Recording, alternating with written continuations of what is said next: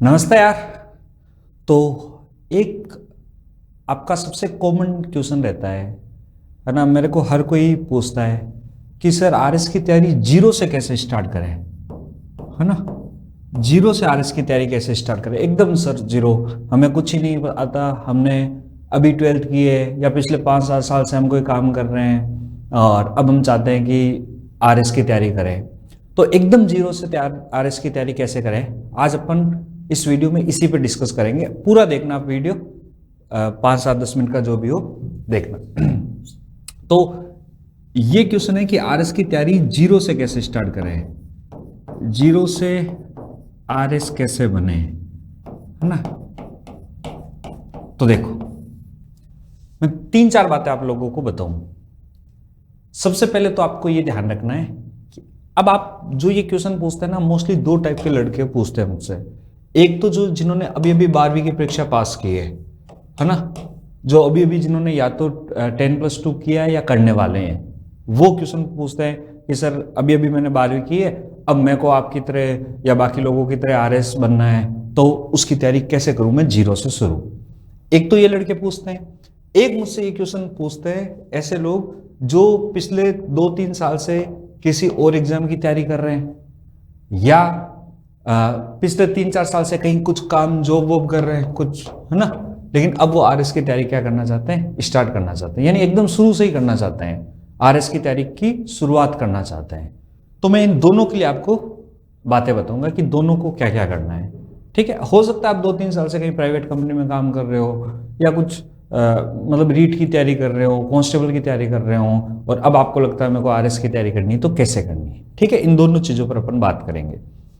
देखो, सबसे पहले अपन देखते हैं जिन्होंने अभी अभी 12वीं की परीक्षा पास की है उन्हें क्या करना है।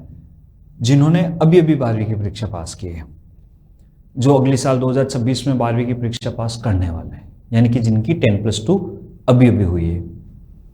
देखो यार, जिनकी 10+2 अभी अभी हुई है ना, तो आपने कुछ सब्जेक्ट पढ़े होंगे, चाहे अगर आपने पीसीएम लिया होगा, पीसीबी लिया होगा, साइंस, आर्ट्स, कॉमर्स, कुछ भी आपने सब्जेक्ट लिए होंगे, और कुछ सब्जेक्ट आपने थोड़े थोड़े पढ़ रखे होंगे। ठीक है, जैसे जैसे मैं मेरा बताता हूं, जैसे मेरा पीसीएम था, फिजिक्स, केमिस्ट्री और मैथमेटिक्स। तो मैंने, आप लोगों को क्या करना है, क्योंकि आपके पास क्या रहेगा, आपके पास अभी आपने 12वीं की है, तो कम से कम आपको ग्रेजुएशन के 3 साल तो आपके पास कम से कम है, और 1 साल आगे जब तक वैकेंसी आए तब तक मान लो, यानी कि आपके पास 3-4 साल है। 3-4 साल आपके पास आराम से टाइम पड़ा है आरएस की तैयारी करने का। ठीक है, तो इन 3-4 साल की जो तैयारी है, वो तैयारी कैसे करनी है। तो इसके लिए आपको क्या करना है, आपने ग्रेजुएशन में कोई ना कोई सब्जेक्ट तो पढ़ा होगा, चाहे फिजिक्स पढ़ा, chemistry, math, Hindi, history, literature, ठीक है, अपने हिस्ट्री, इकोनॉमिक्स, कुछ तो पढ़ा होगा। आपको क्या करना है, आपको 2 चीजें करनी है यहां से। एक तो जो आपने 11वीं 12वीं में सब्जेक्ट पढ़े हैं, जैसे मैं साइंस वालों को बताता हूं जिन्होंने फिजिक्स केमिस्ट्री पढ़ा है, आप तुरंत आज ही जाके, या जब से आपको लगता है अब मुझे आज तैयारी शुरू करनी है, आप तुरंत जाके आरएस मेंस का जो सिलेबस है वो निकाल के लेके आओ। क्या करो, आरएस मेंस का सिलेबस का प्रिंट आउट अपने पास लेके आ जाओ, और इस आरएस मेंस के सिलेबस को आप अपने दीवार पे चिपका दो और एक अपने टेबल पे रख दो। मैंने आपको बताया, मैंने आरएस की तैयारी स्टार्ट की थी 27 जुलाई 2019 को। मैं क्यों कहता हूं कि 27 जुलाई 2019 को मैंने तैयारी स्टार्ट की थी, क्योंकि इस दिन मैंने आरएस मेंस का सिलेबस निकाल के मैं लेके आया था मेरी टेबल पर।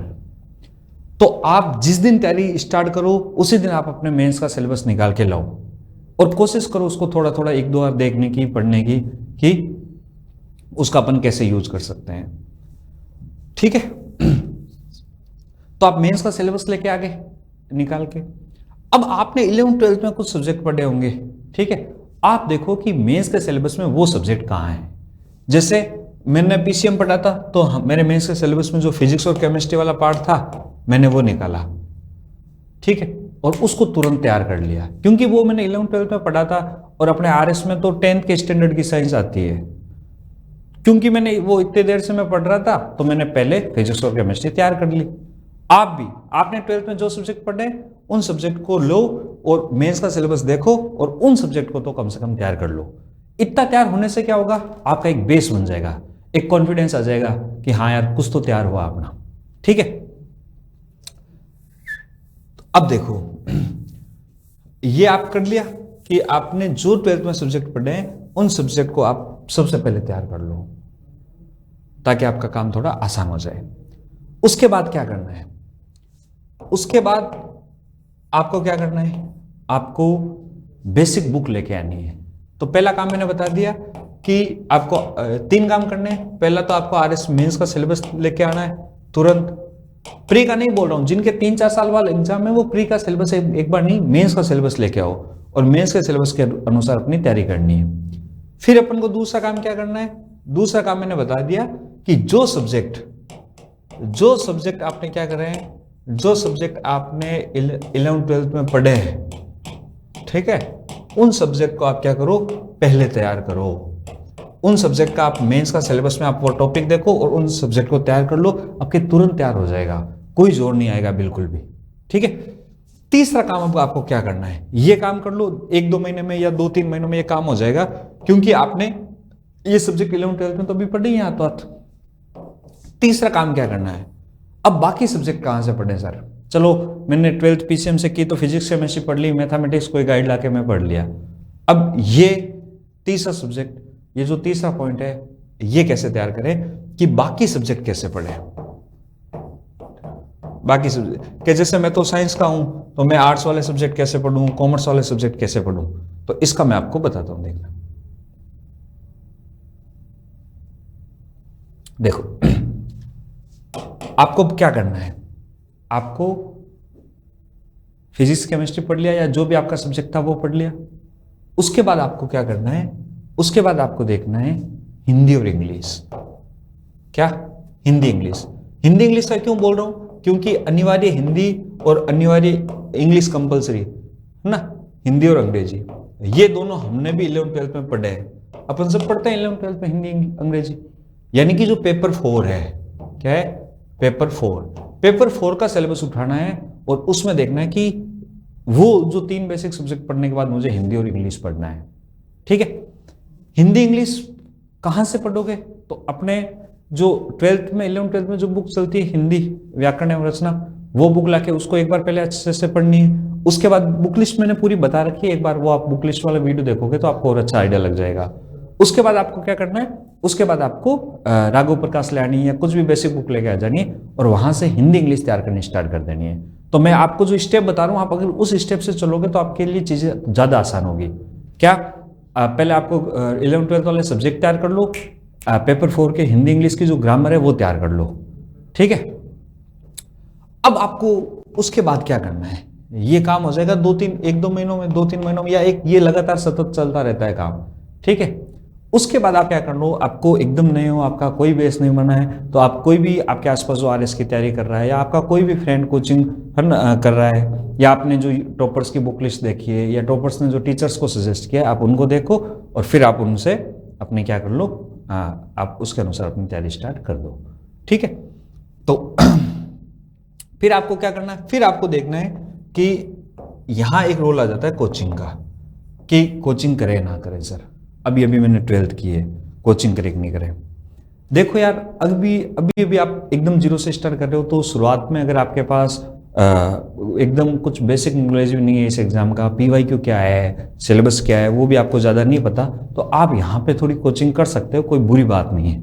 ठीक है, ऑनलाइन कर सकते हो तो अच्छी बात है, ऑफलाइन कर सकते हो, या आप अपनी सुविधा के अनुसार देख लो। इससे फायदा क्या होगा, इससे फायदा ये होगा कि यार एक बेसिक आइडिया लग जाएगा, एक बार सिलेबस कंप्लीट हो जाएगा, ताकि आपको उसमें फिर वैल्यू एडिशन ही करना रहेगा। ठीक है, तो ये देख सकते हो। अब आप कहोगे कि नहीं सर हम तो कर ही नहीं सकते कोचिंग के, न तो हमारे पास पैसे हैं और न हमारे आसपास कोई कोचिंग है, हमें तो ऐसे ही बताओ। तो अगर ऐसे ही बताऊं तो मैंने आपको बताया कि पहले 11th-12th के जो सब्जेक्ट है वो पढ़ने हैं, फिर उसके बाद अपन को हिंदी इंग्लिश की तरफ जाना है। ठीक है, फिर आपको क्या करना है, फिर आपको हर सब्जेक्ट की मैंने स्टैंडर्ड बुक बता रखी है, वो बुक लेके आनी है, लेकिन वो बुक आपको समझ में आएगी नहीं। जैसे आप पॉलिटिकल एम लक्ष्मीकांत पढ़ोगे, उससे अच्छा पहला है कि आप 11th और 12th की जो राजस्थान बोर्ड की आरबीसी की बुक्स है वो लाके पढ़ो। यानी कि आपको बेसिक बुक पढ़नी है, जैसे राजस्थान जीके के लिए आपको 6ठी, 7वीं, 8वीं, 9वीं, 10वीं की बुक पढ़नी है। ठीक है, यही करना आपको, उसके बाद राजस्थान जी के तैयार करना है। तो इस तरीके से आप क्या कर सकते हो, अपनी तैयारी को धीरे धीरे स्टार्ट कर सकते हो। और जो जो सब्जेक्ट आप पढ़ रहे हो साथ में उसके पीवाईक्यू लगाने हैं। दिशा वाली बुक लेके आ जाओ, साथ में उन सब्जेक्ट्स के पीवाईक्यू देखो कि यार पीवाईक्यू निकल रहे नहीं रहे।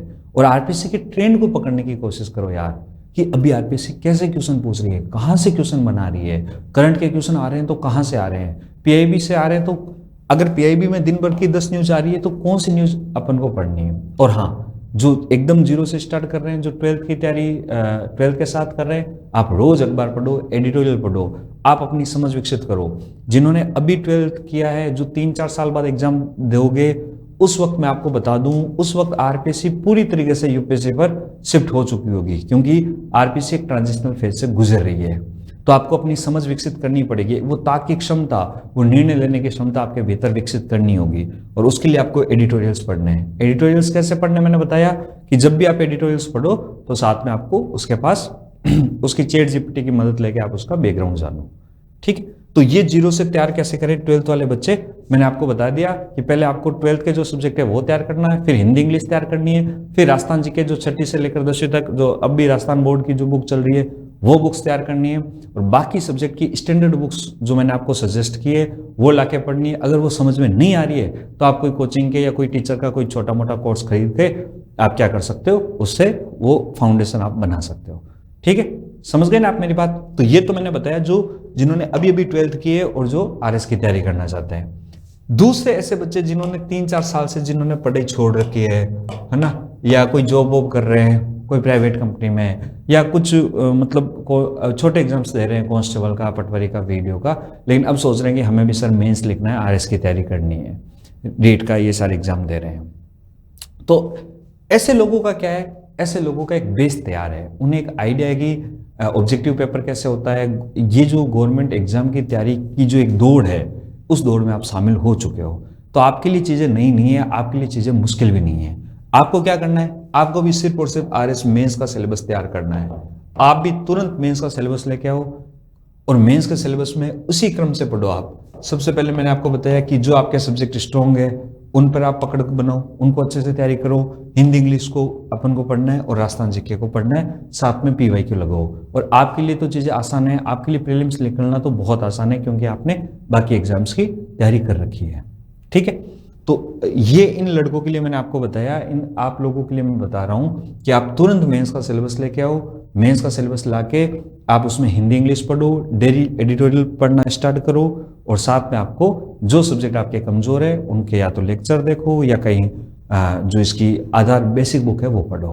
तो मैंने इस पूरे वीडियो में जो जो आपको बताया, कुछ चीजें मैं आपको समराइज करता हूं कि जीरो से तैयारी स्टार्ट कैसे होती है। ठीक है, आरएस की तैयारी या शुरू कैसे करें। ठीक है, जीरो से स्टार्ट कैसे होगी, तो 3-4 चीजें मैंने आपको बताई। क्या, सबसे पहले तो अगर आपने अभी भी 12th की है तो आप जो 12th में जो सब्जेक्ट है उनको तैयार करो, सब्जेक्ट तैयार करो। तैयार करोगे किसके अकॉर्डिंग, तो पहला स्टेप क्या हो गया, पहला स्टेप, इससे भी पहले एक स्टेप हो गया कि मेंस का सिलेबस निकाल के लाओ। मेंस के सिलेबस का प्रिंट आउट, मेंस के सिलेबस का क्या चाहिए अपन को, प्रिंट आउट। ठीक है, मेंस के सिलेबस का प्रिंट आउट लाओ, एक दीवार पे चिपका दो, एक टेबल पे रख दो। दूसरा काम क्या करो, मेंस के सिलेबस में देखो वो सब्जेक्ट कौन से जो आपने 12th में पढ़े हैं, तो उन सब्जेक्ट को पहले तैयार करो।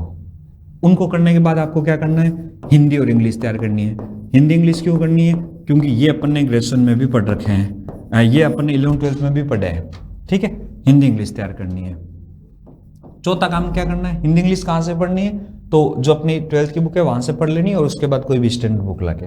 और चौथा, फिर बाकी के धीरे धीरे सब्जेक्ट स्टार्ट करना है कि सर चलो ये तो हम सारा काम कर लेंगे, लेकिन ग्रेजुएशन में फेल हो गए तो बीएससी जो कर रहे हैं, बीए कर रहे हैं, बीकॉम कर रहे हैं, उसका क्या होगा सर, है ना। आप सोच रहे हो कि सर हम तो बीएससी कर रहे हैं, हम तो बीकॉम कर रहे हैं, या हम तो अपने बीए कर रहे हैं, उसमें फेल हो गए तो आरएस की तैयारी करेंगे तो ये सारी तैयारी कैसे करेंगे, कब करेंगे।